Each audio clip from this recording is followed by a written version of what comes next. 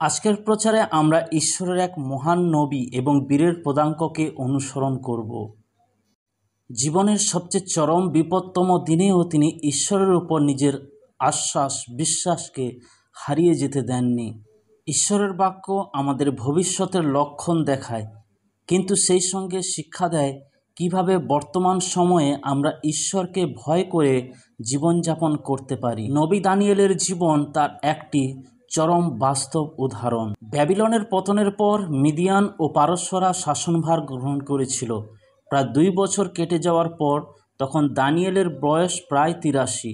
তাকে ডেকে পাঠান রাজা দারিয়াবস, মিদিয়ান এবং পারস্যের রাজা, এবং তাকে তার নতুন প্রশাসনে একটি সম্মানজনক দায়িত্ব দেন। আমরা দানিয়েল তার 6 অধ্যায়ের প্রথম 3টি পদে সেটাই দেখতে পাই, আর সেখান থেকে আমরা বুঝতে পারি যারা সৎভাবে দাঁড়িয়ে থাকে তাদের পদোন্নতি হয়। 6 অধ্যায় 1 থেকে 3 পদ লেখা রয়েছে, দারিয়াবস ইহা বিহিত বুঝিলেন যেন তিনি রাজ্যের সর্বস্থানে রাজ্যের উপরে 120 জন ক্ষেতিপাল এবং তাহাদের উপরে 3 জন অধ্যক্ষকে নিযুক্ত করেন। সেই 3 জনের মধ্যে দানিয়েল একজন ছিলেন। ইহার অভিপ্রায় এই, যেন ওই ক্ষিতিপালেরা উহাদের কাছে হিসাব দেন আর রাজার ক্ষতি না হয়। সেই দানিয়েল অধ্যক্ষগণ ও ক্ষিতিপালগণ হইতে বিশিষ্ট ছিলেন, কেননা তাহার অন্তরে উৎকৃষ্ট আত্মা ছিল, আর রাজা তাহাকে সমুদয় রাজ্যের উপরে নিযুক্ত করিতে মনস্থ করিলেন। সকলের মধ্যে দানিয়েল একটা ব্যতিক্রমী চরিত্র ছিল, যাকে রাজা তার পুরো সাম্রাজ্যের নিয়ন্ত্রণের উপরে দায়িত্ব দিয়েছিলেন। পবিত্র শাস্ত্র বলে, কারণ তার মধ্যে একটি উৎকৃষ্ট আত্মা ছিল। এটি বোঝায় তিনি আত্মিকভাবে পূর্ণ ছিলেন, সৎ ছিলেন এবং দায়িত্ববান ছিলেন। কিন্তু তার এই সৎ এবং দায়িত্বশীল মনোভাব অনেকের কাছে ঈর্ষার জন্ম দেয়।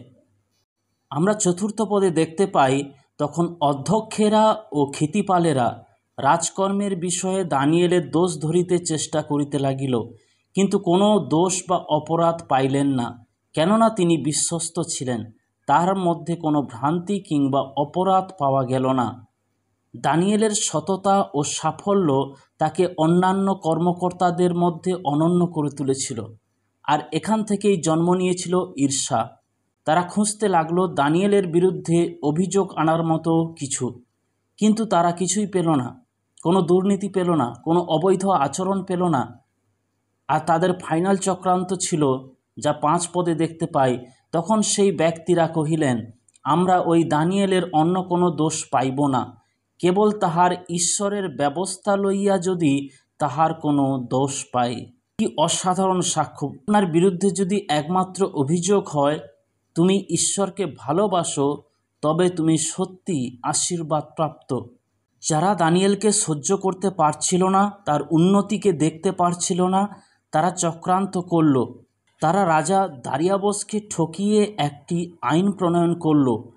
পরবর্তী 30 দিনে যে কেউ রাজা ছাড়া অন্য কোনো দেবতার কাছে প্রার্থনা করবে, তাকে সিংহের গুহায় নিক্ষেপ করা হবে। এটি একটি ষড়যন্ত্র ছিল। আইন প্রণীত হলো এবং মিদিয়ান ও পার্শ্বিক নিয়ম অনুযায়ী একবার যদি কোনো রাজা স্বাক্ষর করে দেন, সেই আইন সহজে বাতিল হতো না। দানিয়েল যখন জানতে পারলেন এই রকম একটা আদেশ কার্যকর হয়েছে, তখন তিনি কি করলেন? তিনি চুপচাপ ঘরে ফিরে গেলেন। জেরুসালেমের দিকে খোলা জানলার সামনে তিনি হাঁটুপাত করলেন এবং দিনে 3 বার প্রার্থনা করলেন, যেমনটি তিনি প্রতিদিন করতেন। তিনি না প্রতিবাদ করলেন, না চিৎকার করলেন, কিছু বললেন। তিনি শুধু নিজের ঈশ্বরের প্রতি নিষ্ঠা বজায় রাখলেন। তিনি পিছু হটেননি, তিনি আপোষ করেননি, তিনি বিদ্রোহ করেননি, তিনি শুধু দাঁড়িয়ে রইলেন। 6 অধ্যায় 10 এবং 11 পদে আমরা দেখতে পাই, পত্রখানি স্বাক্ষরিত হইয়াছে। ইহা দানিয়েল যখন জানিতে পারিলেন, তখন আপন গৃহে গেলেন। তাহার কুঠুরির বাতায়ন জেরুসালেমের দিকে খোলা ছিল। তিনি দিনের মধ্যে 3 বার জানু পাতিয়া আপন ঈশ্বরের সম্মুখে প্রার্থনা ও স্তবগান করিলেন, যেমন পূর্বে করিতেন।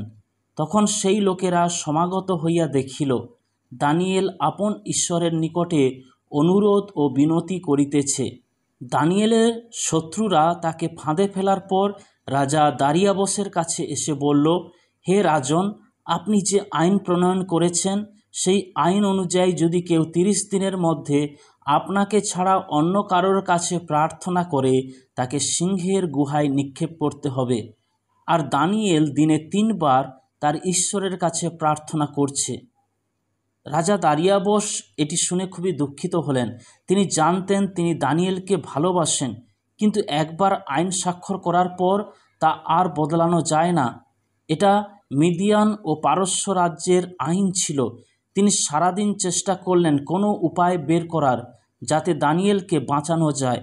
শেষ পর্যন্ত যখন কিছুই করার ছিল না, তখন রাজা আদেশ দিয়েছিলেন দানিয়েলকে সিংহের গুহায় ফেলার জন্য। কিন্তু সিংহের খাঁচায় ফেলার আগে রাজা দারিয়াবস দানিয়েলকে বলেছিলেন, তোমার ঈশ্বর যাকে তুমি নিরন্তর সেবা করো তিনি তোমাকে উদ্ধার করবেন। এরপর একটি পাথর এনে গুহার মুখকে বন্ধ করে দেয়া হলো। তারপর রাজা নিজের শিল দিয়ে তা সিলমোহর করলেন।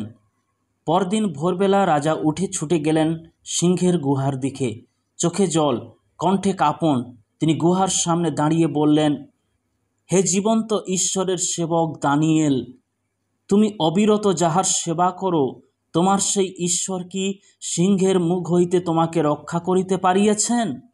ভেতর থেকে ভেসে এলো এক প্রশান্ত কণ্ঠ। তখন দানিয়েল রাজাকে কহিলেন, হে রাজন, চিরজীবী হউন। আমার ঈশ্বর আপন দূত পাঠাইয়া সিংহগণের মুখ বদ্ধ করিয়াছে। তাহারা আমার প্রতি হিংসা করে নাই, কেননা তাহার সাক্ষাতে আমার নির্দোষতা লক্ষিত হইল, এবং হে রাজন, আপনার সাক্ষাতেও আমি কোনো অপরাধ করি নাই। রাজা আনন্দে উল্লাসিত হলেন। দানিয়েলকে গুহা থেকে তুলে আনা হলো। তার গায়ে একটি আঁচড়ও ছিল না। দানিয়েলের বিশ্বাস, ঈশ্বরের প্রতি অটল আস্থা। দানিয়েল জানতেন ঈশ্বর তাকে রক্ষা করবেন। তিনি তাই ভয় পাননি, তিনি কম্প্রোমাইজ করেননি, কারণ তিনি বিশ্বাস করতেন ঈশ্বরের ইচ্ছা অনুযায়ী জীবনযাপন করা মানুষেরা ততক্ষণ অমর থাকে যতক্ষণ না ঈশ্বর তার কাজ শেষ করেন। চার্লস স্পারজন, একজন প্রসিদ্ধ প্রচারক, বলেছিলেন, সিংহেরা ভাগ্যবান, তারা দানিয়েলকে খেতে পারেনি, কারণ সে ছিল অর্ধেক সাহস আর অর্ধেক মেরুদণ্ডে ভরা। সত্যি, দানিয়েলের মধ্যে ছিল এক অনন্য সাহস, যা প্রার্থনা ও সমর্পণের উপর ভিত্তি করে গড়ে উঠেছিল। পবিত্র বাইবেল বলছে, ঈশ্বর তার স্বর্গদূত পাঠিয়েছিলেন এবং সিংহদের মুখ বদ্ধ করেছিলেন, যাতে তারা দানিয়েলের কোনো ক্ষতি করতে না পারে। কারণ দানিয়েল নির্দোষ ছিলেন। তিনি রাজার বিরুদ্ধে কোনো ভুল করেনি, কোনো চক্রান্ত করেনি। আর বাইবেল বলে রাজা এতে অত্যন্ত আনন্দিত হয়েছিলেন এবং আদেশ দেন যাতে দানিয়েলকে গুহা থেকে তুলে আনা হয়। তখন দানিয়েলকে গুহা থেকে তুলে আনা হলো এবং তার শরীরে একটিও আঘাতের চিহ্ন পাওয়া যায়নি। যেভাবে ঈশ্বর শদ্রক, মৈশক এবং আবেদনেগোকে সেই জ্বলন্ত অগ্নিকুণ্ড থেকে বের করে এনেছিলেন, ঠিক একইভাবে এখানে ঈশ্বর দানিয়েলকে সিংহের খাঁচা থেকে সুরক্ষিতভাবে বের করে এনেছিলেন। 6 অধ্যায় 24 পদ বলে, পরে রাজা আজ্ঞা করিলেন, তাহাতে যাহারা দানিয়েলের উপরে দোষারোপ করিয়াছিল তাহাদিগকে আনিয়া তাহাদের বালক বালিকা ও স্ত্রী শুদ্ধ সিংহদের খাতে ফেলিয়া দেওয়া হইল। আর তাহারা খাতের তল স্পর্শ না করিতে করিতে সিংহগণ তাহাদিগকে আক্রমণ করিয়া তাদের সমস্ত অস্থি চূর্ণ করিল। এটা থেকে আমরা পরিষ্কার বুঝতে পাচ্ছি দানিয়েল বেঁচে গিয়েছিলেন শুধুমাত্র ঈশ্বরের হস্তক্ষেপের কারণে। বন্ধুরা, কখনো কি আপনার জীবনে ঈশ্বর এভাবে হস্তক্ষেপ করেছেন? আমি যেটা অভিজ্ঞতা থেকে বুঝতে পেরেছি, ঈশ্বর তখনই হস্তক্ষেপ করেন যখন আমরা হৃদয় থেকে সঠিক ও সত্যের পক্ষে দাঁড়িয়ে যাই। যখন আমরা ঈশ্বরের পক্ষে দাঁড়াই, তখন আমরা ধরে নিতে পারি যে তিনিও আমাদের পক্ষে দাঁড়াবেন। এই কারণে আমরা কখনোই ঈশ্বরের পক্ষে দাঁড়াতে ভয় পাব না। হতে পারে এই সপ্তাহে আপনি এমন কোনো পরিস্থিতির মুখে পড়বেন যেখানে আপনাকে সঠিক কাজ অথবা ভুল কাজের মধ্যে একটি বেছে নিতে হবে। সঠিক কাজটি কঠিন হবে। তখন আপনি দানিয়েলের কথা মনে রাখবেন। তিনি তখন দাঁড়িয়েছিলেন যখন সব কিছু তার বিরুদ্ধে, তার বিপক্ষে ছিল। আর ঠিক তখনই তিনি শুধু ঈশ্বরের আশীর্বাদ অনুভব করছিলেন তা নয়, সর্বশক্তিমান ঈশ্বরও তার জন্য হস্তক্ষেপ করেছিলেন এবং তাকে বিজয় সহকারে সে সিংহের খাঁচা থেকে বের করে এনেছিলেন। 23 নম্বর পদের শেষ অংশটা এরকম করে বলে, কারণ সে তার ঈশ্বরে বিশ্বাস করেছিল। দানিয়েল তার ঈশ্বরের উপর বিশ্বাস করেছিল, ইভেন সিংহের খাঁচার মধ্যেও। আমি আপনাকে এটাই প্রশ্ন করতে চাই, আমরাও কি আমাদের ঈশ্বরের প্রতি সেইরূপ বিশ্বাস রাখতে পারি? আমরা কি বিশ্বাস করি যে ঈশ্বর আমাদের সাহায্য করতে পারবেন, আমরা যে কোনো মুহূর্তে পরিস্থিতিতে থাকি না কেন? আপনি যদি দানিয়েলের জীবনকে ভালো করে স্টাডি করেন, আপনি দেখতে পাবেন তার বয়স যখন 14 বছর ছিল তাকে সেই ব্যাবিলনে নিয়ে যাওয়া হয়েছিল এবং তিনি 90 বছরের পৌঁছেছিলেন, কিন্তু তিনি একই রকম ছিলেন।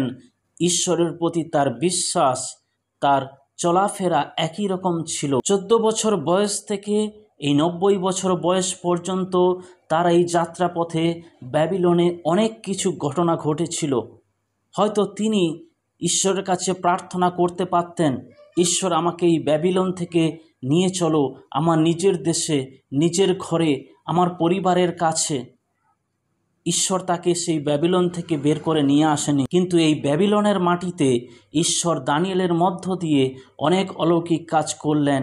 এমনকি রাজারাও স্বীকার করেছিল দানিয়েলের ঈশ্বর সত্য ঈশ্বর, পরাক্রমী ঈশ্বর, একমাত্র জীবিত ঈশ্বর। আপনাদের মধ্যে হয়তো অনেকেই এইরকম ঈশ্বরের কাছে প্রার্থনা করেন, হে ঈশ্বর আমাকে এই পরিস্থিতি থেকে বের করুন, হে ঈশ্বর আমাকে এই স্থান থেকে বের করে আরেকটি ভালো জায়গা দেন, ঈশ্বর আমার এই চাকরিটা পছন্দ হচ্ছে না, আমাকে আর একটা নতুন ভালো চাকরি দেন। আপনি হয়তো অনেক কঠিন সমস্যার মধ্য দিয়ে যাচ্ছেন এবং আপনি প্রার্থনা করছেন, ঈশ্বর আমাকে এই সমস্যা থেকে বের করুন, এই সমস্যাকে আমার জীবন থেকে সরিয়ে দেন। তাহলে আপনি মনে রাখবেন দানিয়েলের কথা। দানিয়েলকে ঈশ্বর তার সমস্যা থেকে, তার বিপদ থেকে, এমনকি তার বিরোধীদের কাছ থেকে তাকে বের করে আনেননি। ঈশ্বর চান আমরা আমাদের সমস্যার মধ্য থেকেই তার শক্তিকে অনুভব করি। তিনি চান আমরা সাহসী মানুষ হই। দানিয়েল সত্যকে আঁকড়ে ধরেছিলেন। তিনি কোনো কিছুর বিনিময়ে সেই সত্যকে, জীবন্ত ঈশ্বরকে, চিরন্তনকে ছাড়তে রাজি ছিল না। শুধুমাত্র একটি সত্যই আমাদেরকে বাঁচাতে পারে, শুধুমাত্র একটি সুসমাচারই আমাদেরকে চিরন্তন জীবন দিতে পারে, শুধুমাত্র একটি পথই আমাদেরকে নরকের হাত থেকে মুক্তি দিতে পারে। আমাদের দরকার রয়েছে এই জগতের মানুষের কাছে যীশুখ্রিস্টের মূল্যবান সুসমাচারকে পৌঁছে দেওয়া, তাদের জন্য ঈশ্বরের ভালোবাসাকে ঘোষণা করা। যে সুসমাচার আমাদের পূর্বপুরুষদের জীবনে কাজ করেছে, যে সুসমাচার আমাদের মা বাবাদের জীবনে কাজ করেছে, আজ সেই সুসমাচার কাজ করছে হাজার হাজার মানুষের মধ্যে। সুসমাচার হলো ঈশ্বরের শক্তি, যা মানুষের জীবনে উদ্ধার এনে দেয়। এটা চিরপ্রাসঙ্গিক, এটা কখনো পরিবর্তন হয় না। আমরা দেখতে পেলাম যারা ঈশ্বরের পক্ষে দাঁড়িয়ে থাকেন তারা উন্নতি পান, তাদের বিরোধিতা হয়, ষড়যন্ত্র হয়, তারা বিশ্বাসে অটল থাকে এবং সবথেকে গুরুত্বপূর্ণ হলো ঈশ্বর তাদেরকে রক্ষা করার জন্য তিনি হস্তক্ষেপ করেন। আমরা এরপরে দেখব দানিয়েলের জীবন থেকে কিভাবে আজকের দিনে আমরা শিক্ষা নিতে পারি এবং কেন শুধুমাত্র যীশুখ্রিস্ট চিরন্তন মুক্তির একমাত্র। দানিয়েল বৃদ্ধ হয়ে গিয়েছিলেন, তিনি সহজেই আপোস করতে পারতেন। 3 বার প্রার্থনা করার পরিবর্তে মনে মনে ঈশ্বরকে ডাকতে পারতেন কিংবা কিছুদিন প্রার্থনা বন্ধ রাখতে পারতেন, কিন্তু তিনি জানতেন তার জীবনের শক্তির উৎস হলো ঈশ্বরের সাথে কাটানো সম্পর্ক। আজকের দিনে আমরা এমন একটি সময়ে বাস করছি যেখানে খ্রিস্টান বিশ্বাসের উপর বিরোধিতা বাড়ছে। প্রার্থনার জন্য, বাইবেলে বিশ্বাসের জন্য বা যিশুকে অনুসরণ করার জন্য মানুষ তিরস্কার করছে, নির্যাতন করছে। এই যুগে ঈশ্বর এমন লোক খুঁজছেন যারা দানিয়েলের মতো শক্ত হয়ে দাঁড়িয়ে থাকবে। দানিয়েল একটি সিংহের গুহায় ছিলেন, কিন্তু ঈশ্বর তাকে রক্ষা করেছিলেন। আমাদের পরিত্রাণের জন্য যীশুখ্রিস্ট ক্রুশে প্রাণ দিলেন। তিনি কোনো ভুল করেননি, তবু আমাদের হয়ে তিনি শাস্তি বহন করলেন। তিনি গুহায় গেলেন, কবরের ভেতরে থাকলেন, কিন্তু 3য় দিনে তিনি পুনরুত্থিত হলেন সেই কবর খালি করে। তার দ্বারা আমরা মুক্তি পাই ভয় এবং মৃত্যুর দাসত্ব থেকে। তাই প্রিয়জনেরা, আপনি যদি দানিয়েলের মতো শক্ত হয়ে দাঁড়িয়ে থাকতে চান, তাহলে প্রথমে আপনাকে যিশুর কাছে আসতে হবে, তার কাছে ক্ষমা চাইতে হবে, তাকে আপনার জীবন ও হৃদয় দিয়ে তাকে গ্রহণ করতে হবে, কারণ একমাত্র তিনি আপনাকে সাহস, শক্তি ও পরিত্রাণ দিতে পারেন। দানিয়েল শুধু একটি গল্প নয়, এটি একটি আহ্বান। ঈশ্বর আজ আপনাকে বলছেন, তুমি কি আমার জন্য দাঁড়াবে? তুমি কি তোমার জীবনে আসা সমস্ত বিপদ সংকটের মধ্যেও আমার সাথে তোমার যে সম্পর্ক সেটাকে বজায় রাখবে? প্রিয় বিশ্বাসীরা, আপনি জানবেন একজন বিশ্বাসীর জীবনে প্রধান শক্তির উৎস হল ঈশ্বরের সাথে তার প্রতিদিনের সম্পর্ক। তা আসে প্রার্থনার মধ্য দিয়ে, তা আসে ঈশ্বরের বাক্য ধ্যান করার মধ্য দিয়ে, অবিচল বিশ্বাসের মধ্য দিয়ে। তাই প্রার্থনা করুন, হে ঈশ্বর, আমি দানিয়েলের মতো বিশ্বাস ও সাহস চাই। প্রভু যিশু, তুমি আমার পাপের জন্য মরেছ, আমি তোমায় আমার জীবন দিয়েছি, আমি তোমাকে আমার জীবন সমর্পণ করেছি। আমাকে তুমি শক্তি দাও, সাহস দাও, কারণ তুমি বলেছ তুমি আমাকে কখনো ছাড়বে না। আমি দুর্বল, কিন্তু প্রভু তুমি শক্তিমান। তাই প্রভু তোমার শক্তি আমার দুর্বলতার জীবনে কাজ করুক এবং আমাকে শক্তিযুক্ত করুক।